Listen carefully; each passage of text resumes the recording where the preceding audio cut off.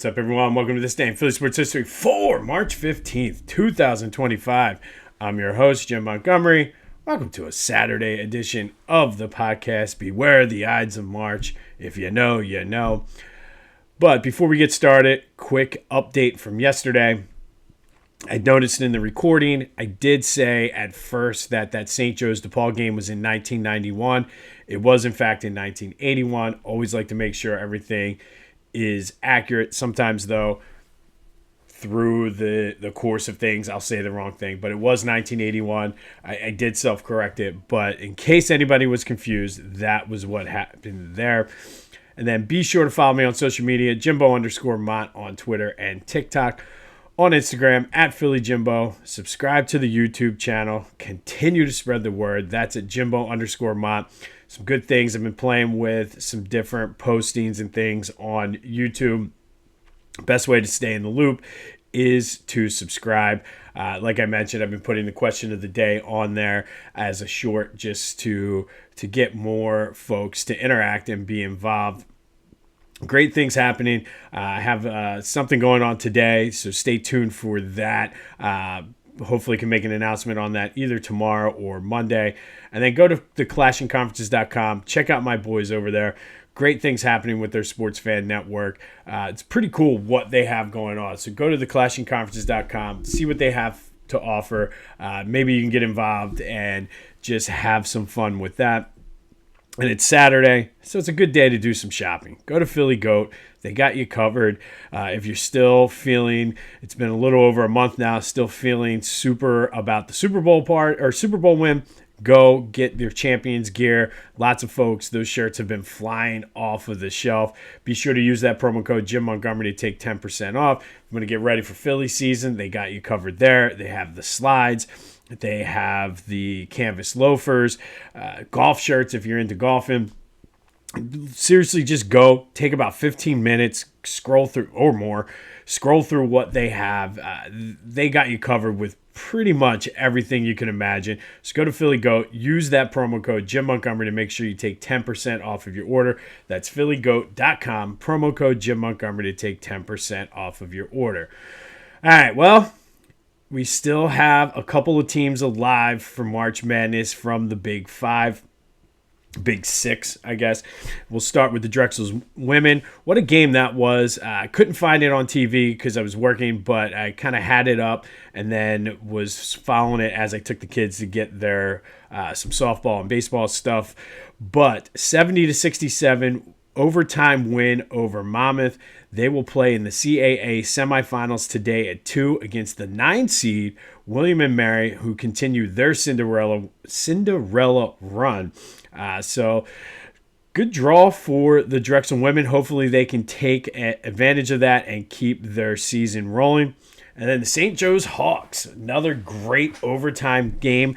They beat Dayton, which was essentially like a home game. The pro Dayton crowd was huge there, but they won 73-68 in overtime, and they will continue their run in the Atlantic 10 today, or tonight, I guess, at 7, against George Mason, who is the number 2 seed.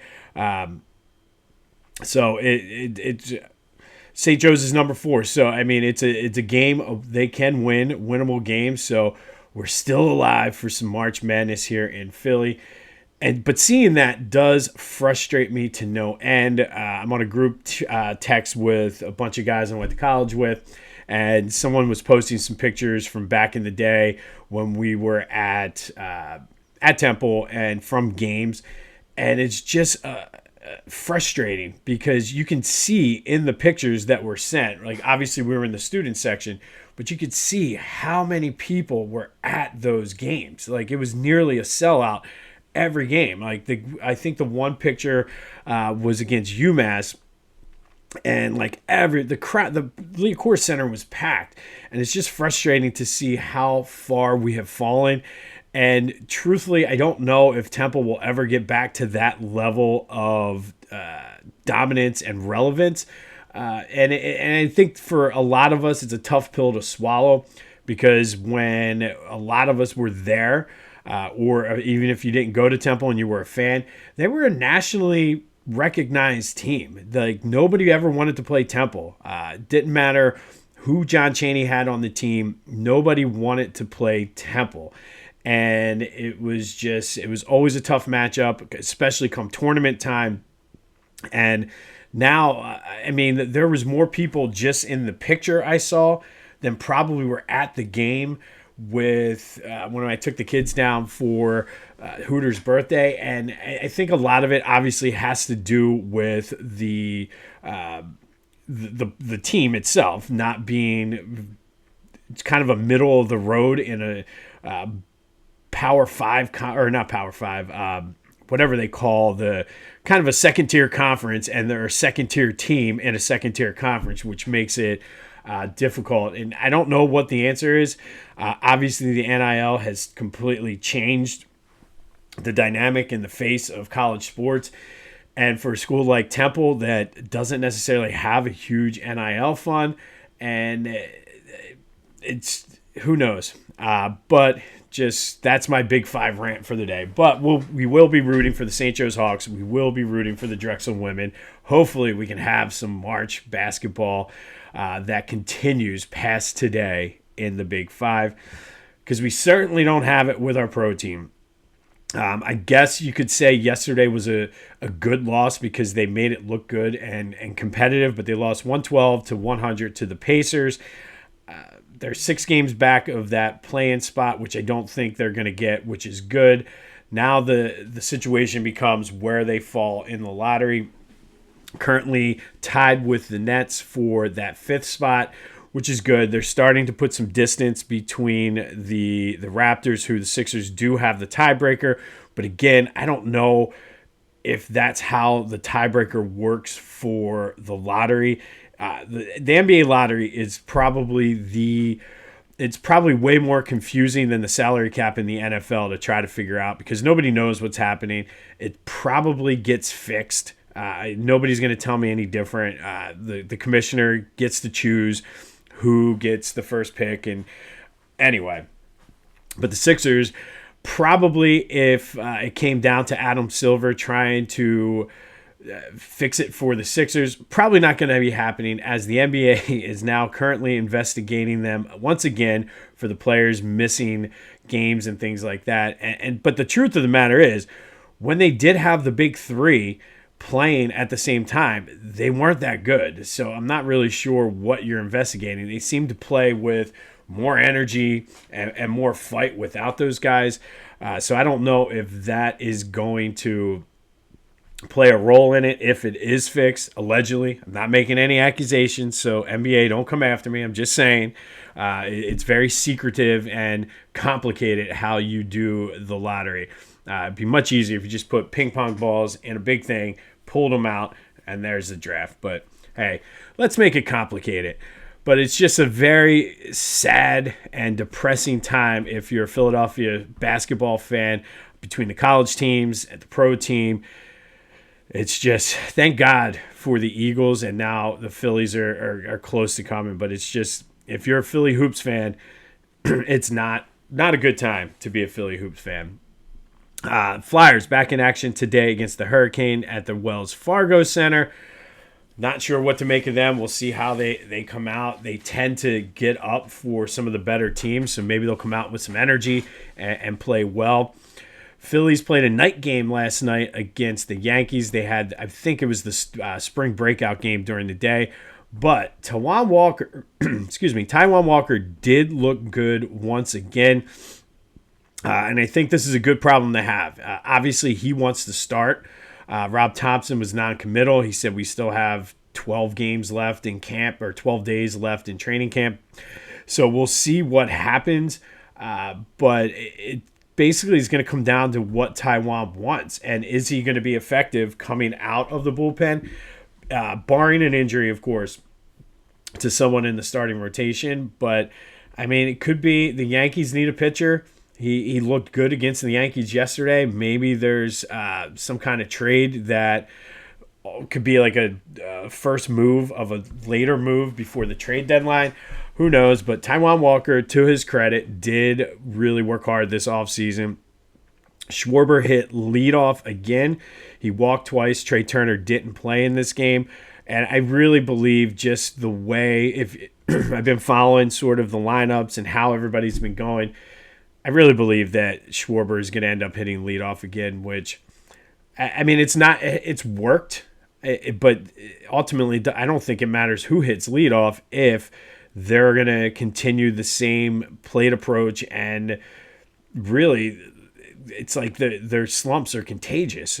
So we'll see what happens. But good one today against, excuse me, against the Tigers. Zach Wheeler is on the mound against Tariq Skubal, who won the Cy Young. So both of them should go 4 or 5 innings. So it should be a good one if you are able to watch any of that. But it's March Madness. Watch some college hoops today. All right, so some Eagles news. And they signed long snapper Charlie Hewlett. And essentially that means Rick Lovato is not coming back. He is a free agent. Nothing has been officially confirmed yet, but Jake Elliott did send a goodbye tweet or Instagram post or something saying good luck and everything to him. You got to give him credit. And he's going to be, depending on how the next few years play out, but he'll be the answer to a trivia question that nobody ever remembers. The only Eagles to win 2 Super Bowls. Hopefully that changes with Jalen and everything. But as of right now, he's one of 4. Him, Lane, Brandon, and Jake Elliott. Likely will be the 4th guy that nobody ever remembers. Lots of people kind of upset about this because he's been with the team for so long. But, I mean, if you really followed closely, and a lot of times we don't pay attention to punts, he kind of slacked somewhat, or didn't have his best year, I should say. And maybe, I know the rumor came out that Jake Elliott was hurt, but maybe part of the issue with Jake Elliott was the snaps. So I don't know. This is one of those positions that you don't really think about until it's a problem. And not saying it was a problem last year, but it remains to be seen. But it does look like Rick Lovato, longtime Eagle, 2-time Super Bowl champion, is not coming back.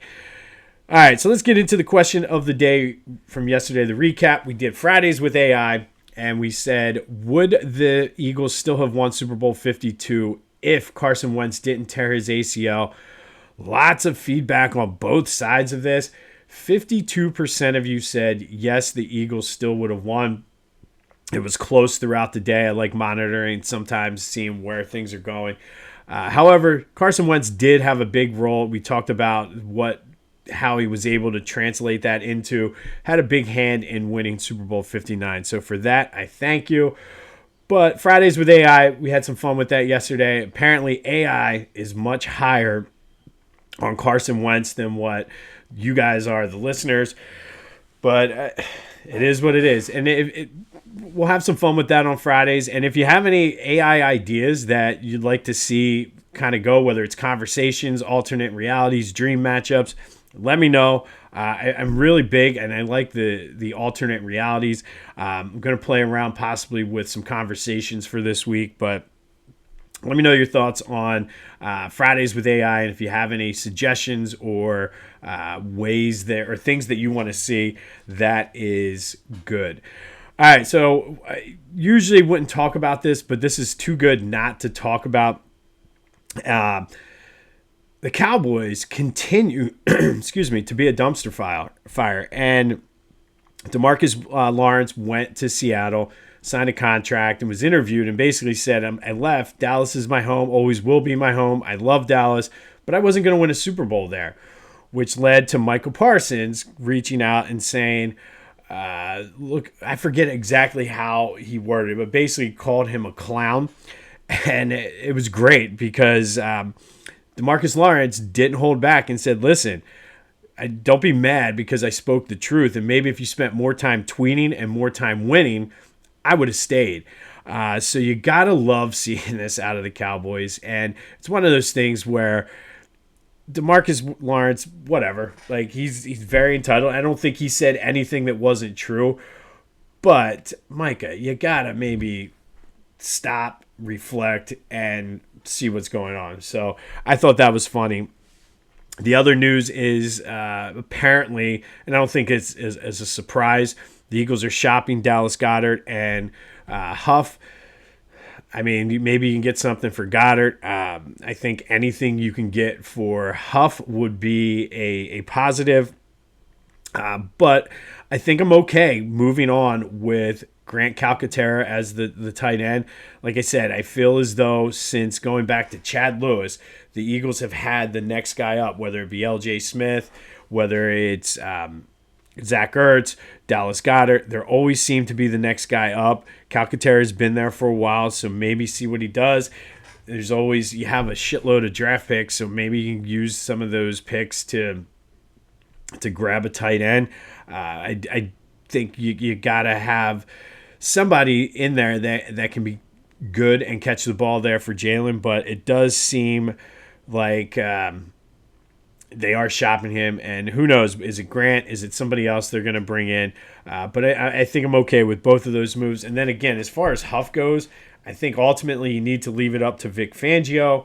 I don't think Vic Fangio likes him, so whatever you can get for him. You get a 7th-round pick for Bryce Huff, I'm okay with that. You want to get him for a bucket of footballs and a kicking net, I'm okay with that too.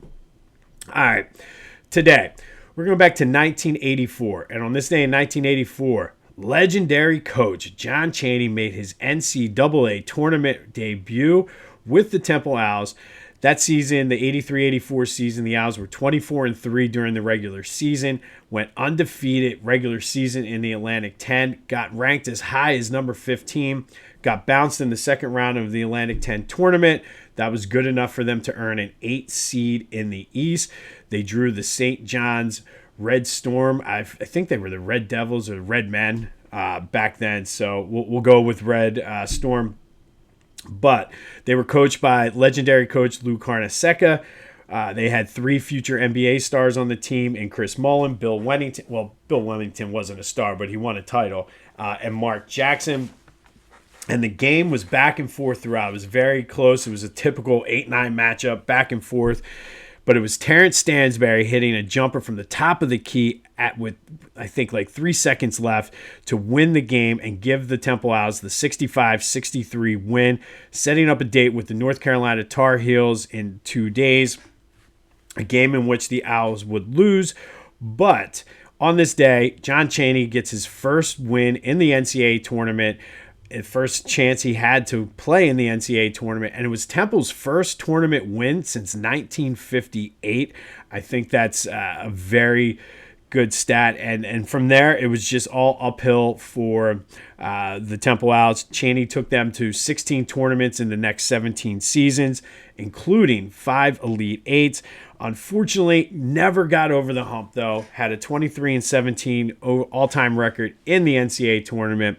I remember watching many of those tournament games for John Chaney and Temple. But on this day, it was Chaney getting his first NCAA tournament win in his first attempt when Temple beat St. John's 65-63 when Terence Stansbury hit the buzzer beater to send the Owls to the second round. But that does lead to today's question of the day. Because Chaney never got to the Final Four, obviously means he never won a championship at the Division I level. He did win at Chaney State. But I don't think there's anybody who would say John Chaney is not a legend. So, what Philly legend do you wish would have won a championship? Is it John Chaney, Brian Dawkins, Charles Barkley, or Allen Iverson? Lots of ways to go with this. For me, it always will be Chaney. I think with Brian Dawkins, the fact the Eagles have won 2 Super Bowls since he left kind of eases that for me somewhat. Would have loved to have seen Barkley win one, even though it probably was not going to happen in Philly. And, of course, Iverson would have loved to have seen that. But for me, it's John Chaney. I think for what he did for the game and for all of his players, he probably deserves it the most. But what about you? Which Philly legend do you wish would have won a championship while they were here? John Chaney, Brian Dawkins, Charles Barkley, or Allen Iverson? Hit me up on the Back to the Future voice and text line 267-495-8531. That'll get you in. Get that. Anything else Philly sports related off your chest? Want to vent about Philly hoops and the state of Philadelphia basketball? If you even want to, that's fair game too. But let me know, which legend do you wish would have won a championship? And then finally today, our Big Five Women's Hall of Fame Spotlight. We're going to spotlight Katie Curry Gardler. She went to St. Joe's from 1989 to 1993. She's a Philadelphia native, graduated from St. Hubert's High School up in the Northeast, and she was a three-point shooting specialist. At one point, one of the best, if not the best, in the entire country. She graduated as St. Joe's leader in 3 points made and three-pointer attempts. She was three-time All-A-10, taking Player of the Year honors in 1993. She was three-time All-Big Five, led the Hawks to 4 Big Five titles. They won it every year she was on the team. They culminated with an NCAA tournament berth in 1990. She's in the St. Joe's Hall of Fame and the Big Five Hall of Fame, inducted into both in 1999. But Katie Curry Gardler is today's Women's Big Five Hall of Fame spotlight. One of the best to ever do it at St. Joe's, a sharp shooter from downtown, and one of the best three-point shooters in the nation during her time. Obviously the best in the Big Five, best in the A-10, and one of the greatest to ever do it up on Hawk Hill. So Katie Curry Gardler, today we salute you. On this day back in 1984, Temple beat St. John's 65-63 when Terence Stansbury hit the buzzer beater, giving John Chaney his first ever NCAA tournament win in his first ever NCAA tournament berth. And like I said, it was all good for John Chaney and Temple for the next 17 years, making the tournament 16 times. Never got over the hump. So be sure to let me know which Philly legend you wish would have won a championship. We'll have more on the Phillies, Eagles, Sixers, and Flyers. Union back in action tomorrow. And then it gets interesting for them. We'll have more on that tomorrow. But this has been This Day in Philly Sports History for March 15th, 2025. My name is Jim Montgomery. Go have yourselves a Saturday. And until next time, I'll see you when I see you.